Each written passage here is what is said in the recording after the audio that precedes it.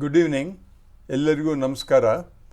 ಈ ದಿನ ನಾವು ಸಂಯೋಜಕ ಅಂಗಾಂಶ ಅಂತಕ್ಕಂಥ ಒಂದು ಪ್ರಾಣಿಯ ಅಂಗಾಂಶದ ಬಗ್ಗೆ ಕೆಲವು ವಿಚಾರಗಳನ್ನು ತಿಳ್ಕೊಳ್ಳೋಕ್ಕೆ ಪ್ರಯತ್ನ ಮಾಡೋಣ. ನಾನು ಹಿಂದೆ ನಿಮಗೆ ಅಂಗಾಂಶ ಅಂದೇನು ಅಂತ ಹೇಳಿದ್ದೆ, ಈಗಲೂ ಒಂದು ಸತಿ ರಿಪೀಟ್ ಮಾಡ್ತೀನಿ.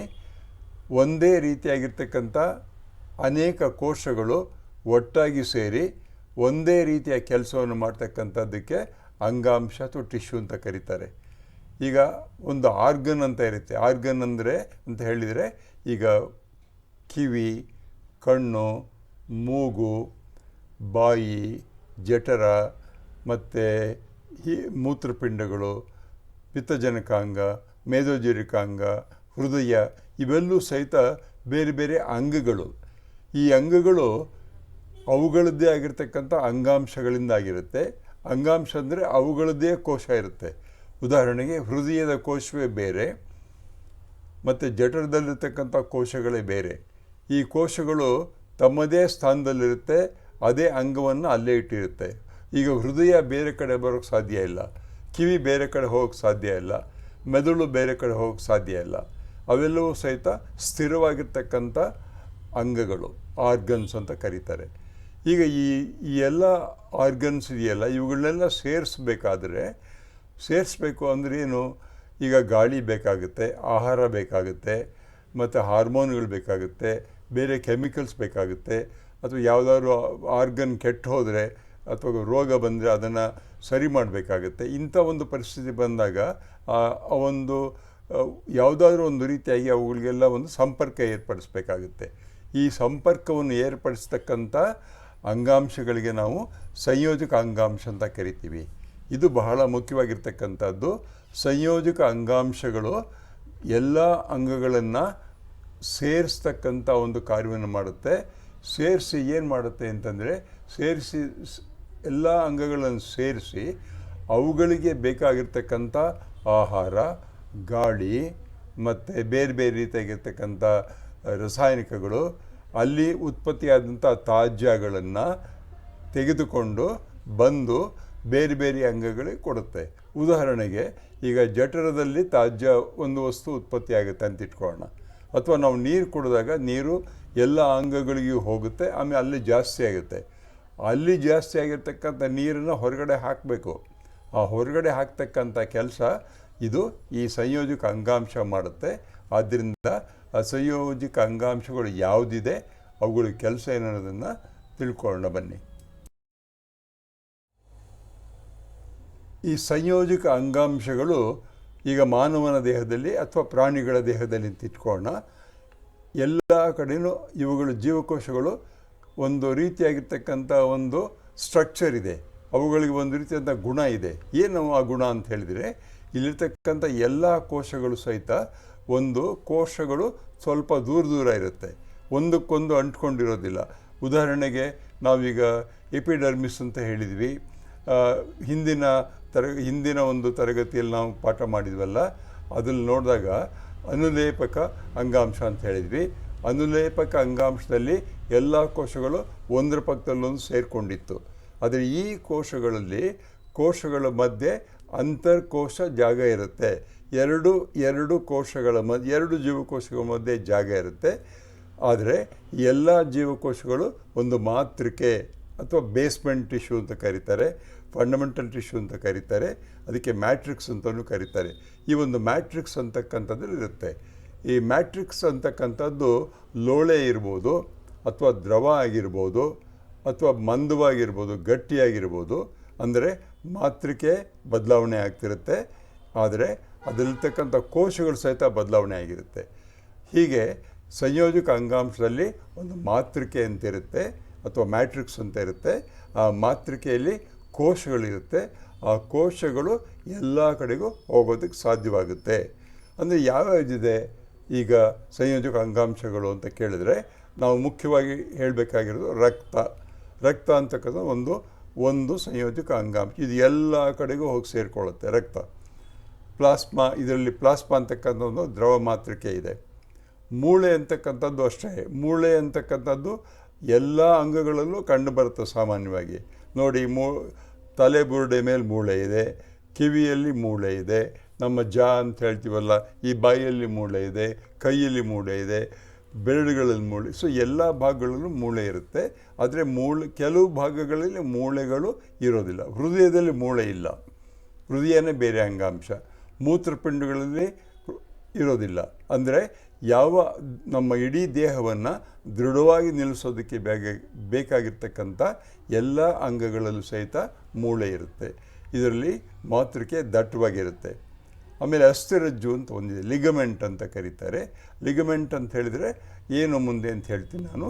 ಇದು ಸಹಿತ ಒಂದು ಸಂಯೋಜಕ ಅಂಗಾಂಶ. ಸ್ನಾಯುರಜ್ಜು, ಟೆಂಡಾನ್ಸ್ ಅಂತ ಕರೀತಾರೆ. ಮೃದ್ವಸ್ಥಿ, ಏರಿಯೋಲಾರ್, ಅಡಿಪೋಸ್ ಅಂಗಾಂಶ. ಇಲ್ಲಿ ಹೇಳಿರೋದು ನಾನು ರಕ್ತ, ಮೂಳೆ, ಅಸ್ಥಿರಜ್ಜು, ಸ್ನಾಯುರಜ್ಜು, ಮೃದ್ವಸ್ಥಿ, ಏರಿಯೋಲಾರ್ ಮತ್ತು ಅಡಿಪೋಸ್. ಇಷ್ಟು ಸಹಿತ ನಾವು ಸಂಯೋಜಕ ಅಂಗಾಂಶಗಳು ಅಂತ ಹೇಳ್ತೀವಿ. ಇದನ್ನು ಜ್ಞಾಪಕ ಇಟ್ಕೊಳ್ಳಿ, ಪಟ್ಟಿ ಮಾಡಿ ಅಂತ ಕೇಳ್ಬೋದು. ಈ ಸಂಯೋಜಕ ಅಂಗಾಂಶಗಳ ಹೆಸರನ್ನು ಜ್ಞಾಪಕ ಇಟ್ಕೊಳ್ಳೋಕ್ಕೋಸ್ಕರ ಮತ್ತು ಅವುಗಳ ಗುಣಗಳು ಹೇಗಿದೆ, ಲಕ್ಷಣಗಳು ಹೇಗಿದೆ ಅನ್ನೋದಕ್ಕೋಸ್ಕರ ಇಲ್ಲೊಂದು ಚಿತ್ರ ಕೊಟ್ಟಿದ್ದೀನಿ ನೋಡಿ. ಇಲ್ಲಿ ಸಂಯೋಜಕ ಅಂಗಾಂಶ ಅಂತ ಬರೆದು ಒಂದು ಚಿತ್ರ ಬರೆದಿದ್ದೀನಿ. ರಕ್ತ, ಮೂಳೆ, ಅಸ್ಥಿರಜ್ಜು, ಸ್ನಾಯುರಜ್ಜು, ಮೃದ್ವಸ್ಥಿ, ಏರಿಯೋಲ, ಇಷ್ಟು ಜ್ಞಾಪಕ ಇಟ್ಕೋಬೇಕು. ಕೆಳಭಾಗದಲ್ಲಿ ರಕ್ತದ ಒಂದು ಚಿತ್ರ ತೋರಿಸಿದ್ದೀನಿ. ಅದಾದಮೇಲೆ ಕಾರ್ಟಿಲೇಜ್ ಅಂತ ಹೇಳಿದರೆ ಇಲ್ಲಿ ನಾವು ಅದಕ್ಕೇನಂತ ಕರಿತೀವಿ ಅಂತಂದರೆ ಮೃದ್ವಸ್ಥಿ ಅಂತ ಕರೀತಾರೆ ಕನ್ನಡದಲ್ಲಿ. ಕಾರ್ಟಿಲೇಜ್ ಅಂತಕ್ಕಂಥದ್ದು ಅದು ನೋಡಿ ಈ ಕಿವಿಯಲ್ಲಿದೆ, ಈ ಮೂಗಿನಲ್ಲಿದೆ, ಮಂಡಿ ಅಲ್ಲಿದೆ, ಅವೆಲ್ಲ ಕಾರ್ಟಿಲೇಜ್ ಅಂತ ಕರೀತಾರೆ. ಆಮೇಲಿಂದ ಲೂಸ್ ಕನೆಕ್ಟಿವ್ ಟಿಶ್ಯೂ ಅಂತ ಹೇಳ್ತೀವಿ, ಅದನ್ನು ಸಹಿತ ಏರಿಯೋಲಾರ್ ಅಂತ ಕರಿಬೋದು ಅದನ್ನೆಲ್ಲ. ಮತ್ತು ಬೋನ್ ಅಂದರೆ ಮೂಳೆಗಳಲ್ಲೂ ಸಹಿತ ಕೋಶಗಳು ಬೇರೆ ಬೇರೆಯಾಗಿರುತ್ತೆ. ಆದರೆ ಮೂಳೆಗಳಲ್ಲಿರ್ತಕ್ಕಂಥ ಕೋಶಗಳು ಅವುಗಳು ಜೈವಿಕ ಗುಣಗಳನ್ನು ಕಳ್ಕೊಂಬಿಟ್ಟಿವೆ. ಆ ಕೋಶಗಳು ಪುನಃ ಹುಟ್ಟೋದಿಲ್ಲ. ಆದರೆ ರಕ್ತದಲ್ಲಿರ್ತಕ್ಕಂಥ ರಕ್ತ ಕೋಶಗಳು ಪುನಃ ಹುಟ್ಟಿ ಸಾಯ್ತಾ ಇರುತ್ತೆ. ರಕ್ತದ ಒಂದು ಮುಖ್ಯವಾದ ಗುಣ ಅದು. ಮತ್ತು ಬೇರೆ ಬೇರೆಯಾಗಿರ್ತಕ್ಕಂಥ ಮೂಳೆ, ಅಸ್ಥಿರಜ್ಜು, ಸ್ನಾಯುರಜ್ಜು, ಟೆಂಡನ್ಸ್ ಅಂತ ಹೇಳ್ತೀವಲ್ಲ, ಯಾವುದಾದ್ರು ಓಡಬೇಕಾದ್ರೆ ಅಥವಾ ರಾತ್ರಿ ಮಲ್ಕೊಂಡಾಗ ಕೆಲಸ ಕಾಲು ಹಿಡ್ಕೊಳುತ್ತೆ ಅಂತ ಜೋರಾಗಿ ಎಳಿತೀವಿ, ಅಥವಾ ಕಾಲು ಬಿದ್ದಾಗ ಮೂಳೆ ಹೊರಳ್ಕೊಂಬಿಟ್ಟಾಗ ಅಲ್ಲಿ ಊದ್ಕೊಂಬಿಡುತ್ತೆ. ಆಗ ಟೆಂಡನ್ಸು ಮತ್ತು ಲಿಗಮೆಂಟ್ಸ್ ಅಂತ ಎರಡೂ ಸಹಿತ ಹೋಗ್ಬಿಟ್ಟಿರುತ್ತೆ. ಅದು ಪುನಃ ಬೆಳ್ಕೊಂಡು ಬರುತ್ತೆ. ಸೊ ಕೆಲವು ಭಾಗಗಳು ಪುನಃ ಜೈವಿಕ ಗುಣಗಳನ್ನು ಹೊಂದುತ್ತೆ, ಆದರೆ ಮೂಳೆಗೆ ಅದಿರೋದಿಲ್ಲ. ಇದನ್ನು ನೀವು ಜ್ಞಾಪಕ ಇಟ್ಕೋಬೇಕಾಗುತ್ತೆ. ಇಲ್ಲಿ ಹಿಂದೆ ಹೇಳಿದ ಎಲ್ಲ ಸಂಯೋಜಕ ಅಂಗಾಂಶಗಳ ಬಗ್ಗೆ ಸ್ವಲ್ಪ ಹೆಚ್ಚು ವಿವರಣೆ ಕೊಟ್ಟಿದ್ದೀನಿ. ನಿಮ್ಮ ಪುಸ್ತಕದಲ್ಲೂ ಸಹಿತ ಓದಿ ತಿಳ್ಕೊಳ್ಳಿ. ಪುಸ್ತಕವನ್ನು ಓದಿದಾಗ ನಿಮಗೆ ಅರ್ಥವಾಗ ಸ್ವಲ್ಪ ಕಷ್ಟವಾಗ್ಬೋದು, ಅಥವಾ ನೀವು ಪುಸ್ತಕವನ್ನು ಓದದೇ ಇರ್ಬೋದು, ಅಥವಾ ನಿಮ್ಮ ಶಾಲೆಗಳಲ್ಲಿ ನಿಮಗೆ ಇದನ್ನು ಎಕ್ಸ್ಪ್ಲೈನ್ ಮಾಡದೇ ಇರ್ಬೋದು, ಬಂದಲೇ ಓದ್ಕೊಳ್ಳಿ ಅಂತ ಹೇಳಿರ್ಬೋದು. ಯೂಟ್ಯೂಬ್ನಲ್ಲೂ ಸಹಿತ ಇದಕ್ಕೆ ಸಿಗುತ್ತೆ. ಇಲ್ಲೂ ನಾನು ನಿಮಗೆ ಎಕ್ಸ್ಪ್ಲನೇಷನ್ ಮಾಡಿದ್ದೀನಿ. ಅದೇನು ನೋಡೋಣ. ರಕ್ತ ಅಂತಕ್ಕಂಥದ್ದು ಇಂಗ್ಲೀಷ್ನಲ್ಲಿ ಬ್ಲಡ್ ಅಂತ ಕರೀತಾರೆ. ಇದರಲ್ಲಿ ಪ್ಲಾಸ್ಮಾ ಅಂತಕ್ಕಂಥ ಒಂದು ಮಾತೃಕೆ ಇದೆ. ಇದು ಕೆಂಪು ರಕ್ತ ಕಣಗಳನ್ನು, ಬಿಳಿ ರಕ್ತ ಕಣಗಳನ್ನು, ಕಿರುತಟ್ಟೆಗಳನ್ನು, ಪ್ರೋಟೀನ್ಗಳನ್ನು, ಹಾರ್ಮೋನುಗಳನ್ನು, ಎಲ್ಲ ಅನಿಲಗಳನ್ನು, ನೀರು, ಲವಣ ಮೊದಲಾದ ಎಲ್ಲ ವಸ್ತುಗಳನ್ನು ಎಲ್ಲ ಕೋಶಗಳಿಗೆ, ಅಂದರೆ ದೇಹದಲ್ಲಿರ್ತಕ್ಕಂಥ ಪ್ರತಿಯೊಂದು ಕೋಶಕ್ಕೂ ಸಹಿತ ಸಂಯೋಜಕ ಮಾಡುತ್ತೆ, ಸೇರಿಸುತ್ತೆ, ಕನೆಕ್ಟ್ ಮಾಡುತ್ತೆ. ಆದ್ದರಿಂದ ಇದೊಂದು ಮುಖ್ಯವಾಗಿರ್ತಕ್ಕಂಥ ಸಂಯೋಜಕ ಅಂಗಾಂಶ ಜ್ಞಾಪಕ ಇಟ್ಟಬೇಕು. ರಕ್ತ ಅಂತಕ್ಕಂಥದ್ದು. ಮೂಳೆ ಅಂತಕ್ಕಂಥದ್ದು ಇದರಲ್ಲಿ ಗಟ್ಟಿಯಾಗಿರ್ತಕ್ಕಂಥ ಮಾತೃಕೆ ಇದೆ. ಆ ಮಾತೃಕೆಯಲ್ಲಿ ಮೂಳೆಗಳ ಕೋಶಗಳಿವೆ. ಅವುಗಳು ಕ್ಯಾಲ್ಶಿಯಂ, ಫಾಸ್ಫರಸ್ಗಳಿಂದ ಗಟ್ಟಿಯಾಗಿರ್ತಕ್ಕಂಥ, ದೃಢವಾಗಿರ್ತಕ್ಕಂಥ, ಹೆಚ್ಚು ಬಲಶಾಲಿಯಾಗಿರ್ತಕ್ಕಂಥ ಕೋಶಗಳಾಗಿ ಪರಿವರ್ತನೆ ಆಗುತ್ತೆ. ಅಸ್ಥಿರಜ್ಜು, ಲಿಗಮೆಂಟ್ ಅಂತ ಕರೀತಾರಲ್ಲ, ಇದು 2-3 ಮೂಳೆಗಳನ್ನು ಸೇರಿಸುತ್ತೆ. ಮೂಳೆಗಳನ್ನು ಬಂಧಿಸುವುದು ಅಂತ ಕರೀತೀವಿ. ಅಂದರೆ ಮೂಳೆಗಳನ್ನು ಸೇರಿಸುತ್ತೆ. ಈಗ ಈ ಕೈಯಲ್ಲಿ ಇಲ್ಲೊಂದು ಮೂಳೆ ಇದೆ, ಇಲ್ಲೊಂದು ಮೂಳೆ ಇದೆ, 2 ಮೂಳೆ ಇದೆ, ಇಲ್ಲೂ ಮೂಳೆಗಳಿವೆ. ಈ ಮೂಳೆಗಳನ್ನೆಲ್ಲ ಸೇರಿಸ್ಬೇಕು ಅಂತಂದರೆ ಅಲ್ಲಿ ಮಸ್ಕ್ಯುಲರ್ ಲಿಗಮೆಂಟ್ಸ್ ಅಂತ ಇರುತ್ತೆ. ಲಿಗಮೆಂಟ್, ನೀವು ಪಾದ ಇದೆ, ಪಾದದಾದಮೇಲೆ ಇನ್ನೊಂದು ಬೋನ್ ಬರುತ್ತೆ. ಅವೆರಡನ್ನೂ ಸೇರಿಸೋದಕ್ಕೆ ಲಿಗಮೆಂಟ್ಸ್ ಅಂತ ಇರುತ್ತೆ. ಮೃದ್ವಸ್ಥಿ ಅಂತ ಹೇಳ್ತಕ್ಕಂಥದ್ದು ಕಾರ್ಟಿಲೇಜ್ ಅಂತ ಕರೀತಾರೆ. ಇದು ಕಾರ್ಟಿಲೇಜ್ ಅಂತ. ಕಾರ್ಟಿಲೇಜ್ 2 ಸರ್ತಿ ಬರೆದ್ಬಿಟ್ಟಿದ್ದೀನಿ. ಈ ಕಾರ್ಟಿಲೇಜ್ ನೋಡಿ, ಇದನ್ನೆಲ್ಲ ಮಡಿಸ್ಬೋದು. ಇದು ಸಹಿತ ಒಂದು ಕನೆಕ್ಟಿವ್ ಟಿಶ್ಯೂ ಅಂತ ಕರೀತಾರೆ. ಇದು ಅನೇಕ ಭಾಗಗಳಿರುತ್ತೆ. ಮೊಣಕಾಲು ಚಿಪ್ನಲ್ಲಿದೆ, ಕಿವಿಯಲ್ಲಿದೆ, ಮೂಗ್ನಲ್ಲಿದೆ, ಮತ್ತು ಈ ಭಾಗದಲ್ಲಿದೆ. ಎಲ್ಲ ಕಡೆ ಕಾರ್ಟಿಲೇಜ್ ಕಂಡು ಬರುತ್ತೆ. ಚರ್ಮ ಮತ್ತು ಸ್ನಾಯು, ನರ,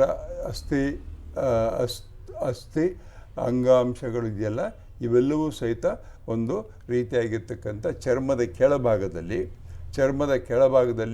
ಸ್ನಾಯು, ನರ, ರಕ್ತ, ಅಸ್ಥಿ ಇವೆಲ್ಲವೂ ಇರುತ್ತೆ. ಇವೆಲ್ಲವನ್ನೂ ಸೇರ್ತಕ್ಕಂಥ ಅಂಗಾಂಶಕ್ಕೆ ಏನಂತ ಕರೀತಾರೆ ಅಂದರೆ ಏರಿಯೋಲಾರ್ ಅಂಗಾಂಶ ಅಂತ ಕರೀತಾರೆ. ಅದನ್ನು ನೀವು ಜ್ಞಾಪಕ ಇಟ್ಕೊಳ್ಳಿ, ಏರಿಯೋಲಾರ್ ಅಂಗಾಂಶ ಅಂತ. ಎಲ್ಲ ಚರ್ಮದ ಕೆಳಭಾಗದಲ್ಲಿ ಇದಿರುತ್ತೆ. ಅಡಿಪೋಸ್ ಅಂಗಾಂಶ ಅಂತಕ್ಕಂಥದ್ದು ದೇಹದಲ್ಲಿರುವ ಅಂಗಾಂಶಗಳ ಮಧ್ಯೆ ಕೊಬ್ಬಿನ ಕೆಲವು ಕೋಶಗಳಿರುತ್ತೆ. ಆ ಕೋಶಗಳಲ್ಲಿ ಈ ಒಂದು ಅಂಗಾಂಶ ಅಡಿಪೋಸ್ ಅಂಗಾಂಶ ಅಂತಕ್ಕಂಥದ್ದು ಇರುತ್ತೆ. ಇವೆಲ್ಲವೂ ಸಹಿತ ಇವುಗಳನ್ನೆಲ್ಲ ಕನೆಕ್ಟಿವ್ ಟಿಶ್ಯೂ ಅಥವಾ ಸಂಯೋಜಕ ಅಂಗಾಂಶಗಳು ಅಂತ ಕರೀತಾರೆ. ಇವುಗಳ ಕೆಲಸ ಬಹಳ ಮುಖ್ಯವಾಗಿರುತ್ತೆ. ಇದನ್ನು ನೀವು ಜ್ಞಾಪಕ ಇಟ್ಕೊಳ್ಳಿ. ಪರೀಕ್ಷೆ ದೃಷ್ಟಿಯಿಂದ ಅಲ್ಲ, ಆದರೆ ಈ ವಿಚಾರಗಳು ನೀವು ಕೇಳಿ ತಿಳ್ಕೊಂಡಿರಬೇಕು. ಈ ಒಂದು ವಿಡಿಯೋ ಕ್ಲಿಪ್ಪನ್ನು ಮಾಡೋದಕ್ಕೆ ನಾನು ಕರ್ನಾಟಕ ಪುಸ್ತಕದಿಂದ ಕಂಟೆಂಟ್ ತೊಗೊಂಡಿದ್ದೀನಿ. ಮತ್ತು ಶಟರ್ ಕಾಕ್ ಅಂತಕ್ಕಂಥ ಒಂದು ಸಂಸ್ಥೆಯಿಂದ ಒಂದು ಚಿತ್ರವನ್ನು ತೊಗೊಂಡಿದ್ದೀನಿ. ಇವರಿಗೆ ನಿಮ್ಮ ಪರವಾಗಿ ನನ್ನ ಧನ್ಯವಾದಗಳು. ನೀವು ಈ ಒಂದು ವಿಡಿಯೋವನ್ನು ನೋಡಿ ಕೆಲವು ವಿಚಾರಗಳನ್ನ ಕಲ್ತ್ಕೊಳ್ತೀರಾ ಅಂತ ಅಂದ್ಕೊಂಡಿದ್ದೀನಿ. ಜೊತೆಗೆ ನಿಮಗೆ ಬೇಕಾದಷ್ಟು ವಿಚಾರಗಳು ಸಿಗುತ್ತೆ, ಯೂಟ್ಯೂಬ್ನಲ್ಲಿ ಸಿಗುತ್ತೆ, ಪುಸ್ತಕದಲ್ಲಿ ಸಿಗುತ್ತೆ. ಆದರೆ ಕೆಲವು ಸಾರಿ ಅದನ್ನು ಎಕ್ಸ್ಪ್ಲೇನ್ ಮಾಡಿರೋದಿಲ್ಲ. ನಾನು ನಿಮಗೆ ಎಕ್ಸ್ಪ್ಲೇನ್ ಮಾಡೋಕ್ಕೆ ಸಹಾಯ ಮಾಡಿದ್ದೀನಿ. ಆದ್ದರಿಂದ ಇನ್ನೊಂದು ಸರ್ತಿ ಕೇಳಿ ನೀವು ಇದನ್ನು ಅರ್ಥ ಮಾಡ್ಕೊಳ್ಳೋಕ್ಕೆ ಪ್ರಯತ್ನ ಮಾಡಿ.